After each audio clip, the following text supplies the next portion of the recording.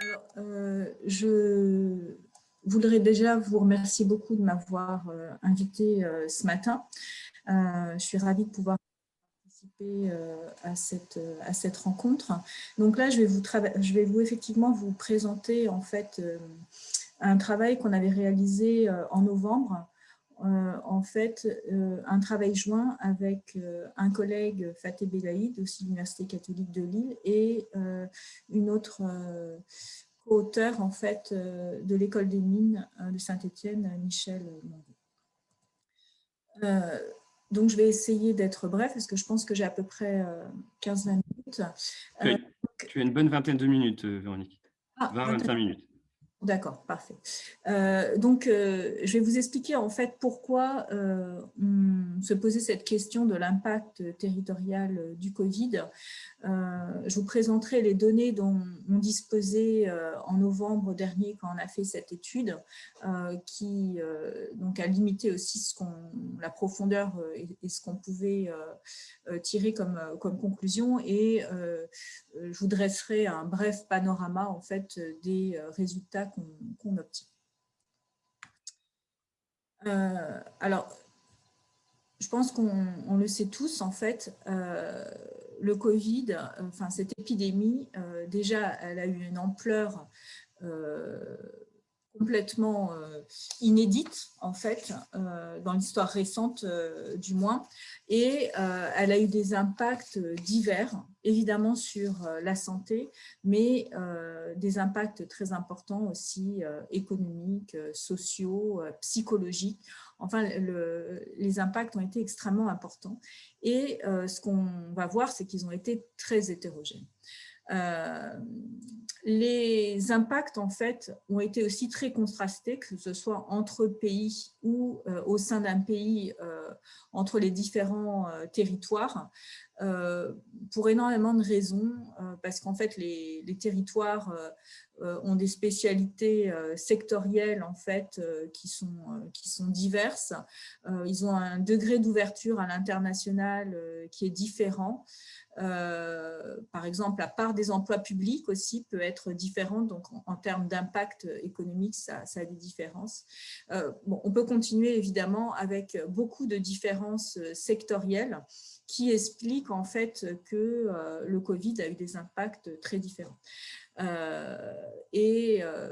vais reprendre aussi une des phrases de Joseph Stiglitz, qui était prix Nobel d'économie, mais en fait qui résume aussi la situation en disant que le Covid est un tueur qui finalement ne connaît pas l'égalité des chances ou ne respecte pas l'égalité des chances. Et c'est un petit peu évidemment ce qu'on a voulu creuser à travers cette étude.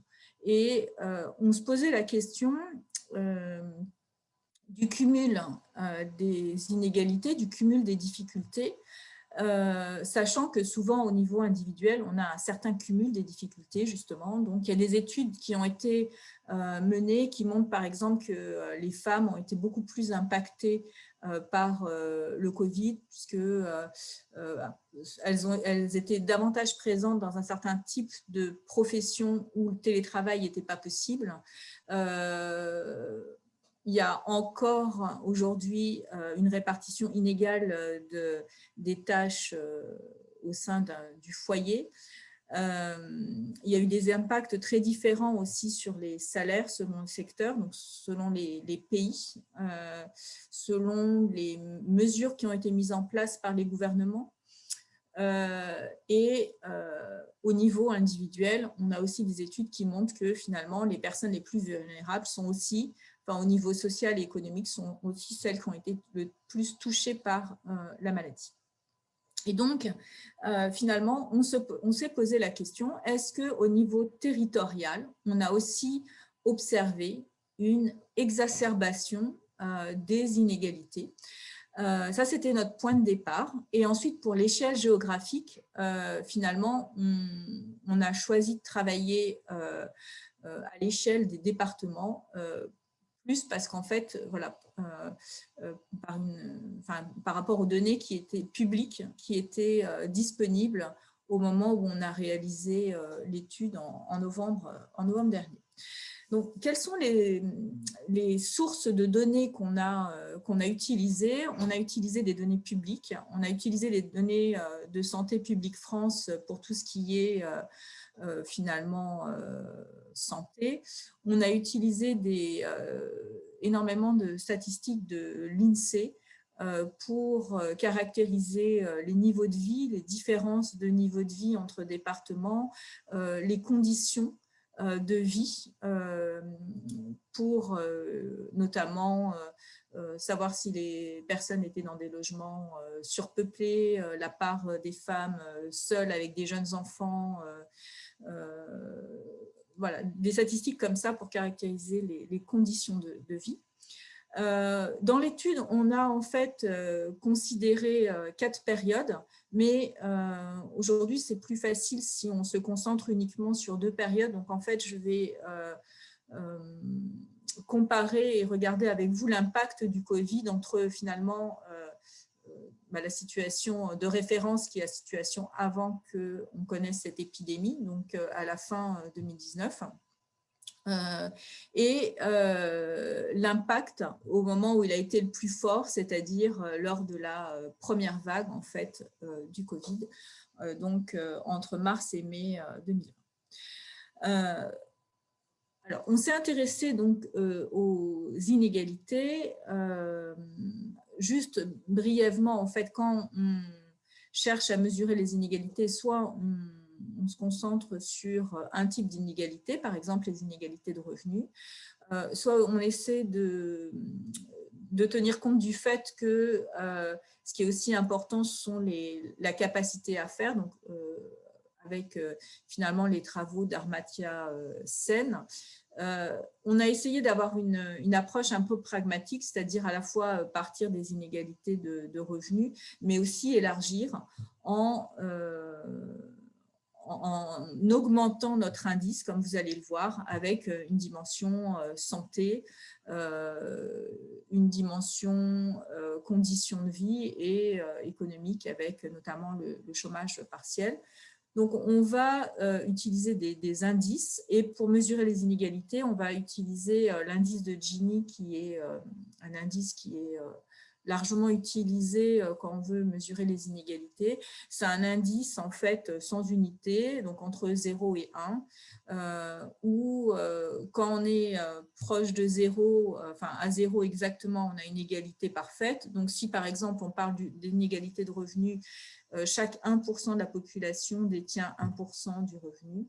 Et à l'inverse, si l'indice vaut 1, là, on a une situation d'inégalité maximale où on aurait un seul individu dans la société qui détiendrait tous les revenus et les autres n'auraient pas de revenus. Donc, voilà, c'est juste pour expliquer comment on a abordé la question des inégalités. Par rapport à l'échelle d'analyse, comme je vous le disais, on a aussi fait par rapport aux données qui étaient disponibles, mais en même temps, le département nous apparaissait aussi comme une maille d'analyse qui était intéressante puisque le département est en charge de la lutte contre la pauvreté et les inégalités avec plusieurs aides qui sont administrées par le département. Et donc, finalement, une augmentation des inégalités liées à ce Covid se traduirait mécaniquement par une hausse des dépenses. Alors, ils ne sont plus, par exemple, responsables des dépenses de santé ou des hôpitaux, ça maintenant c'est national, mais au moins pour cette raison-là, on s'est dit que c'était une échelle qui était intéressante. Et donc il y a un rapport qui avait été publié qui estimait que les pertes nettes de recettes pour les administrations pourraient atteindre 5 milliards en 2020, ce qui est majeur, dont un tiers en fait serait absorbé par les départements. Donc, la commune, comme on le voit, en fait,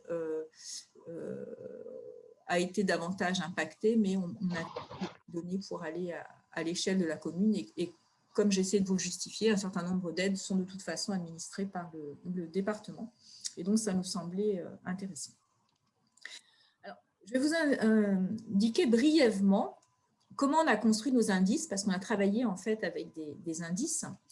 On s'est inspiré en fait d'un indice qui est utilisé, qui s'appelle l'indice de désavantage social, qui peut être construit soit à l'échelle de la commune, du département ou de la région, et qui a déjà été utilisé dans d'autres études. Donc pour la première fois, voilà, je vous ai donné la référence, il a été utilisé dans une étude en 2019. Et donc, en fait, il est défini dans sa version originale avec quatre indicateurs, 4 sous-indicateurs qui, par des ouvriers dans la population active, souvent caractérisés effectivement par un travail assez, des conditions de travail qui peuvent être assez difficiles et des revenus plus faibles. La part des chômeurs dans la population active, donc bien entendu des personnes avec des revenus inférieurs.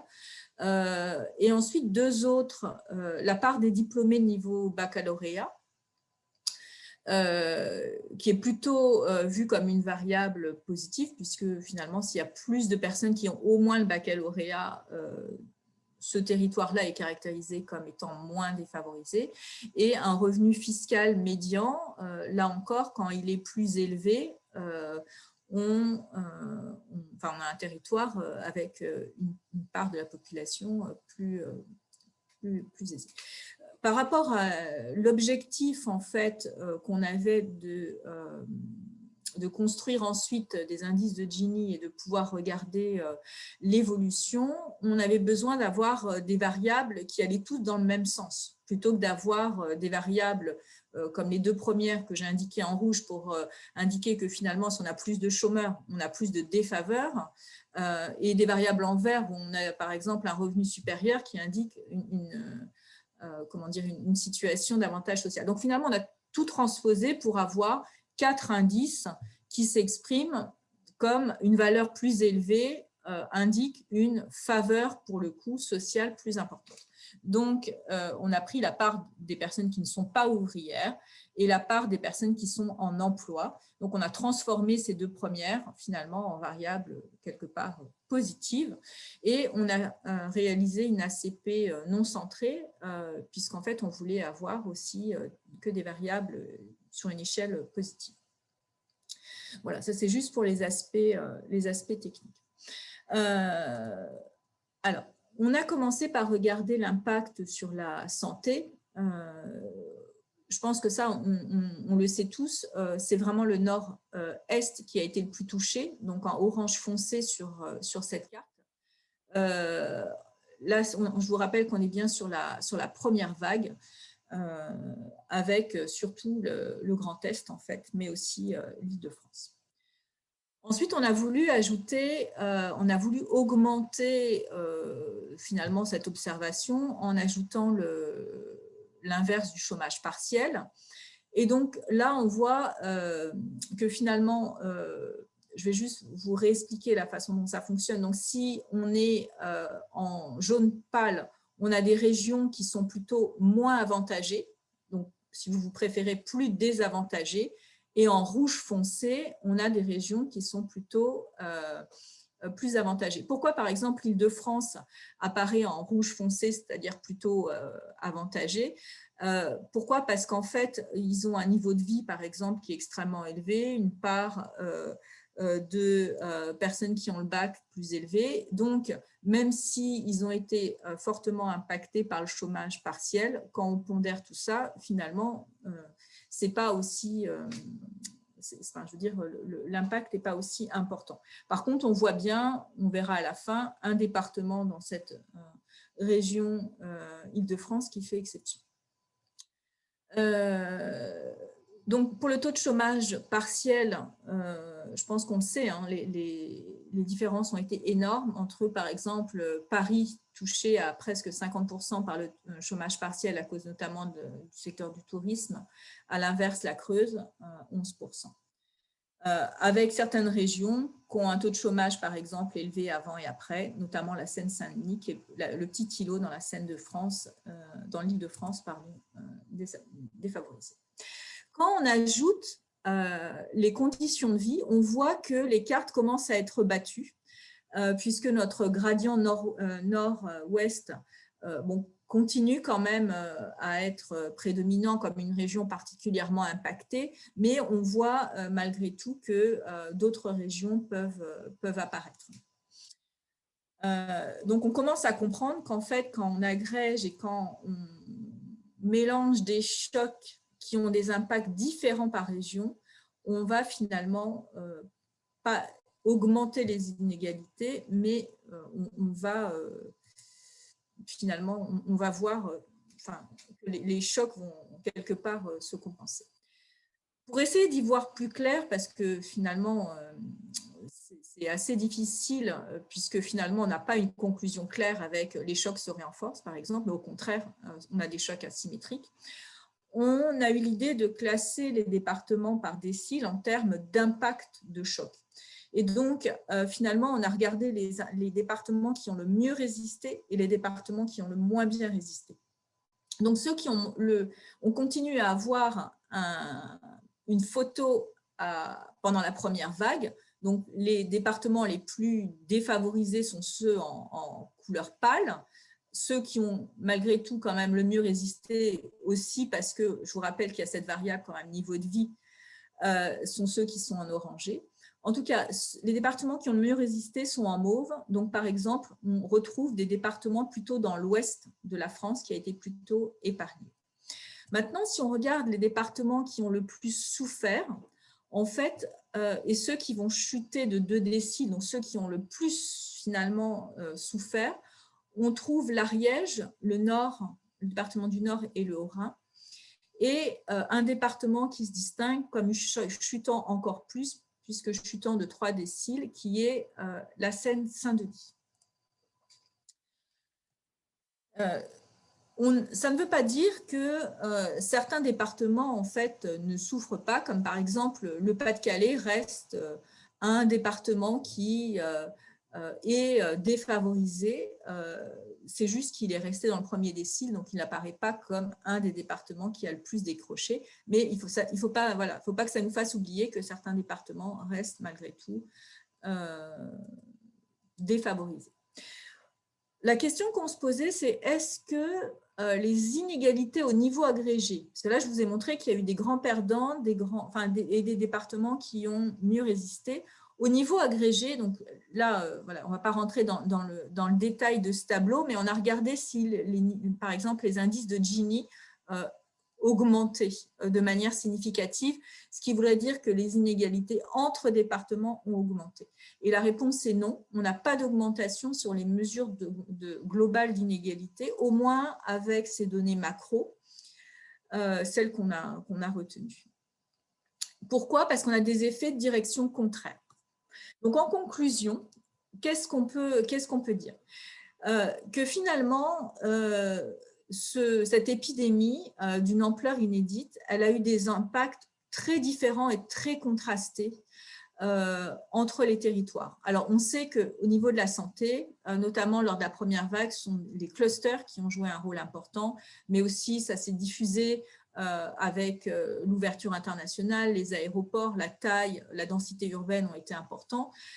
Donc, finalement, ce sont certains types de caractéristiques des territoires qui ont expliqué les impacts sur la santé.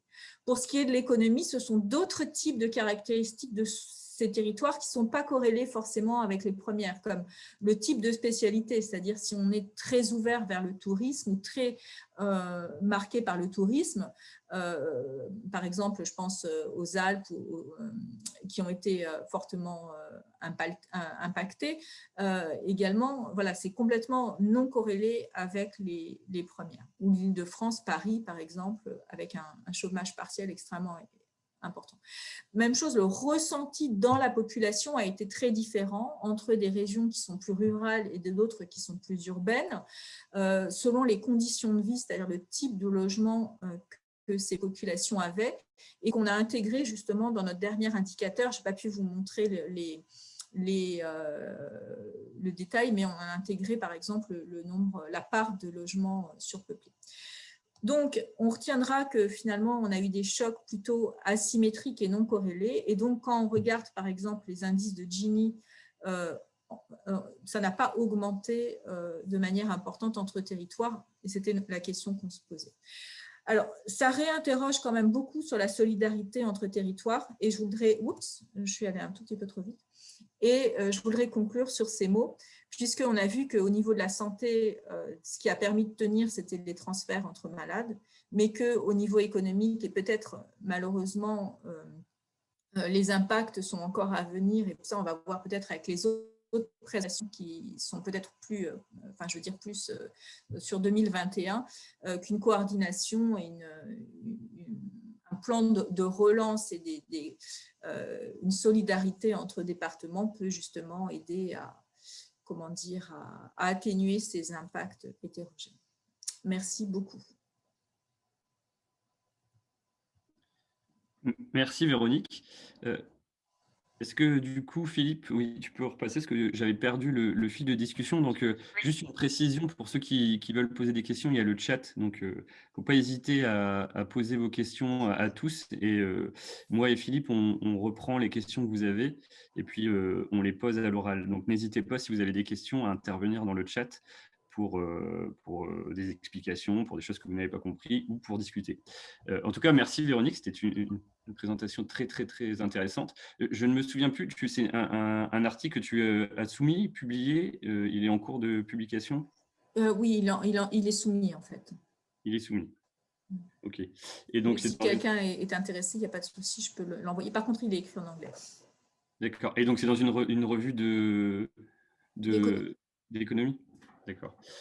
Moi, j'ai juste peut-être une petite question. Alors, est-ce que ça vous est... tu as parlé d'échelle tout à l'heure. Vous avez choisi le département. Est-ce que tu penses que tu aurais pu travailler en regroupant les départements pour créer les régions, ou ça n'avait pas l'intérêt de regarder par grande région? Parce que je pense qu'il y a quand même pas mal d'analyses qui ont été faites à l'échelle des régions. Et donc, du coup, pour comparer un peu, tu sais, ce que vous faites, vous, en termes indice composite versus ce que d'autres pourraient faire et qu'on verra après, notamment avec la présentation de la région et puis d'autres présentations de l'INSEE, sur des questions qui sont plus à l'échelle régionale. Est-ce que tu veux...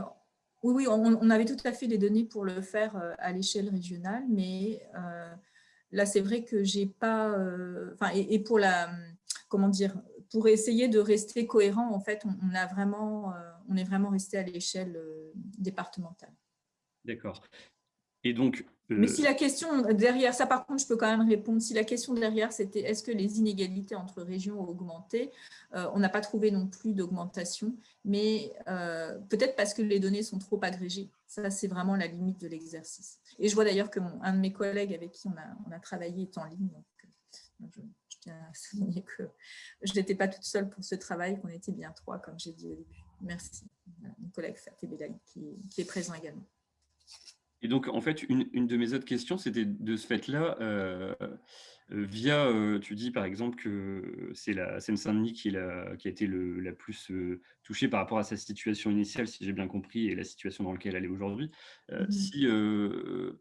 Si on agrège, est-ce que, par exemple, dans le département où je n'ai pas bien eu le temps de bien checker par rapport au PowerPoint, mais est-ce que, par exemple, dans la région Île-de-France, c'est un des seuls départements qui a vraiment passé d'une situation, on va dire, plutôt bien à pas bien? Est-ce que, du coup, si on agrège tous les départements d'Île-de-France, on retrouve une spécificité sur l'Île-de-France qui est plus impactée que les autres? Ou est-ce que c'est vraiment des départements particuliers qui ont souffert de cet impact? C'est pour ça que je parlais de région, parce que dans le sens où est-ce qu'effectivement on retrouve un peu éparpillé plein de départements, ou est-ce que c'est vraiment des départements dans des régions bien ciblées?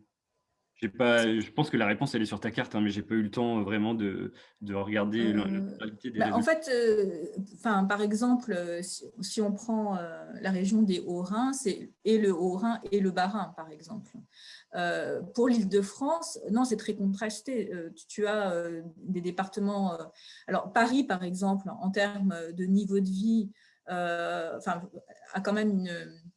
Peut-être qu'au sein de Paris, effectivement, il y a des inégalités importantes, mais avec notre indice, comme il y avait le niveau de vie qui est extrêmement élevé dans Paris, ça ne ressort pas, en fait. C'est un peu écrasé parmi les autres dimensions.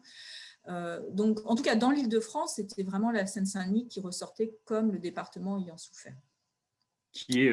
Regardez que le chômage partiel. on avait au contraire d'autres départements, les Yvelines, l'Essonne et par exemple Paris. Qui est un des quartiers les plus populaires de la région Île-de-France, du coup, la Seine-Saint-Denis. Donc, Oui, c'est pas oui. Donc, étonnant je que, pense du que, coup… on n'était pas étonné de trouver ce résultat. Alors, je ne sais pas si vous avez des questions pour ceux qui participent donc au webinaire. Je vois pas de questions sur le chat. Est-ce Ici, que… Eh ben, moi, je vois rien, du coup. on a, alors, OK. Donc, deux questions. C'est, est-ce que vous auriez pu descendre à une échelle infradépartementale comme celle des communautés de communes, par exemple? Et est-ce qu'il existe d'autres études similaires à la vôtre pour les pays européens ou les pays de l'OCDE, par exemple? Alors, on aurait pu descendre en fait avec d'autres données, mais avec les données dont on disposait, par exemple les données de santé, on ne les avait pas au niveau de la commune sur le site Santé publique France. On n'avait pas de données de chômage partiel au niveau de la commune.